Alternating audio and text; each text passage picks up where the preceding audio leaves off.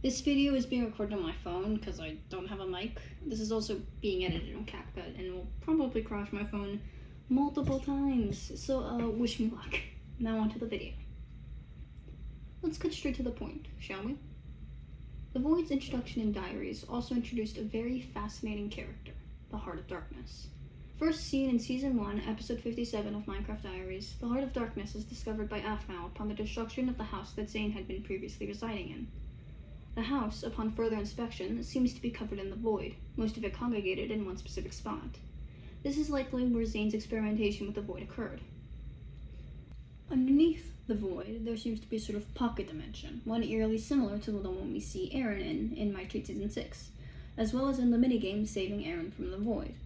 This pocket dimension seems to be sort of in-between, as Aaron only gets trapped in it after Irene's dimension fades. It is in this pocket dimension that Aphmau finds the Heart of Darkness. It states, "I really don't remember who I am. I just remember things weren't always dark, painful. There was light once, and that was home. Zane kept telling me I was the heart of the Shadow Lord, that I was needed in order to give form to him. The sacrifice of my humanity was enough to reconstruct the heart." This sacrifice of humanity is both literal, as the Heart of Darkness is just an indistinct being of the Void, and metaphorical, as I believe the Heart of Darkness is initially what was left of Shad's humanity. It calls Aphmau familiar and trusts her almost instantly. The light that the Heart of Darkness was referring to could be the sun, sure, but it could also be Irene. Irene, who is light and good, Irene, whose realm is blinding. In stark contrast, the Heart of Darkness is much more akin to Shad in Season 3, the real Shad, or at least what is left of him. It takes the form of Shad, or rather Aaron, and is just as angry and hurting as the real Shad is. In fact, Aphmau even states that, quote-unquote, it's Shad, or rather, some part of him. This stark contrast between the two versions of the Heart of Darkness is rather jarring. Of course, we will never know if this was a retcon or not, as the Heart of Darkness had not yet appeared in Diaries Rebirth by the time of its hiatus. Still, this aggression and hatred for Irene that the Heart of Darkness possesses is something to think about, especially with the themes that this story highlights. Additionally, the Heart of Darkness is present in the hide-and-seek minigame that I mentioned earlier, Saving Aaron from the Void, where its model is used for the Hunter. It has been implied for years now that the Heart of Darkness is connected to the Void from its very first appearance, but this, in my honest opinion, is the biggest look here sign out of all of them. The Heart of Darkness's connection to the Void could have easily been retconned in Diaries Rebirth, had it gotten to that point, but this video was released back when Rebirth was still airing. They could just be reusing assets, of course, obviously, but why that one? This is very clearly an intentional choice. Both Shad and the Void are something many fans are well aware of. By drawing a connection between the two, Jess and Jason seem to be teasing something. To what, I'm not sure, but it shows that there is clearly a connection between Shad and the Void. If I'm being honest, it was this that was the very first thing that pointed me towards this being the case. Another piece of evidence, however loose it is the color purple. It is implied that Shad, before gaining a physical form, was a shadow soul, as he is just as desperate for a body as those formless Shadow Knights are. He, in this amorphous form, takes the shape of a translucent, elongated shadow, with, notably, purple eyes. This is sort of mild evidence and could be changed once/if we finally meet Shad in a future retelling of Diaries. So please just take this with a grain of salt. It's also like really stupid, it's just a fucking color, but it doesn't matter. The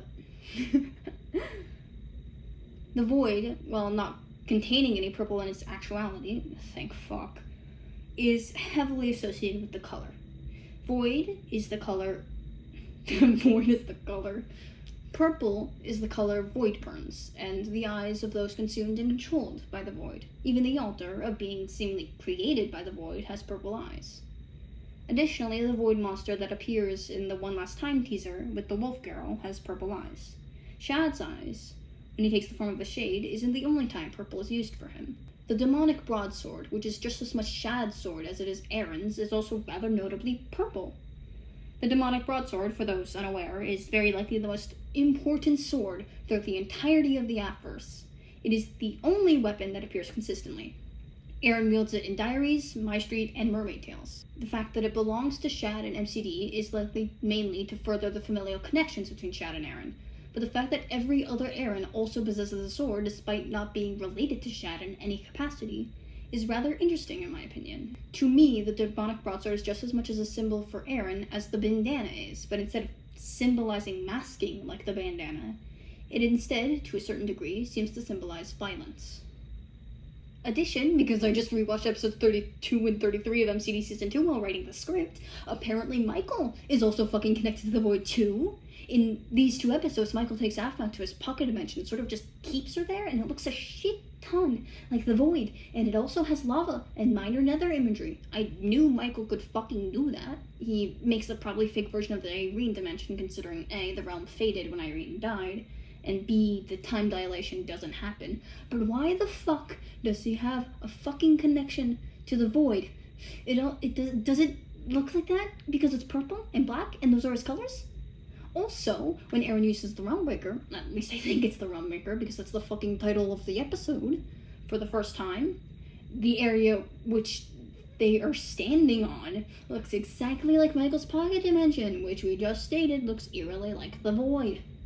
This doesn't surprise me as much, it's the fucking Realmbreaker, but, like, I do think it's very interesting that Eren, the one who has a connection to Shad, is the first person to use the Realmbreaker. Oh, okay, that... the rant done. Originally, this portion of the video essay would have discussed loss of humanity, but that, I feel, would just be re-emphasizing the very clear themes of both Diaries and My Street. That power corrupts, and that to gain power, you must lose something, be it a loved one, your sanity, or something else entirely. It was going to be called Humanity in Husks, which is a banger name in my opinion, and would have had a bit where I acknowledged Savior's existence to talk about the Jury of Nine, but then I realized it wasn't an analysis, not truly.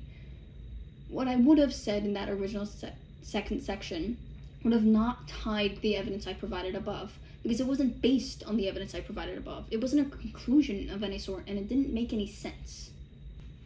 So, what can you make of the evidence? What is there to talk about these very, very clear connections between these 2 very important entities? Nothing.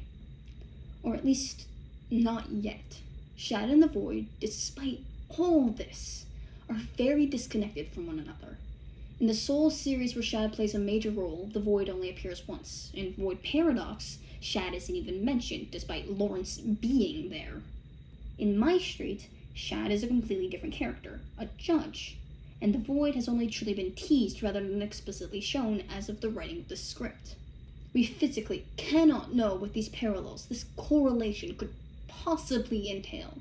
Is Shad related to the wolf as well? Is the Heart of Darkness that monster we see at the end of the One Last Time teaser? Is it something else? What happened to Shad that caused him to become Judgment of all things? We have all this information to form a connection, yet not nearly enough to make a prediction.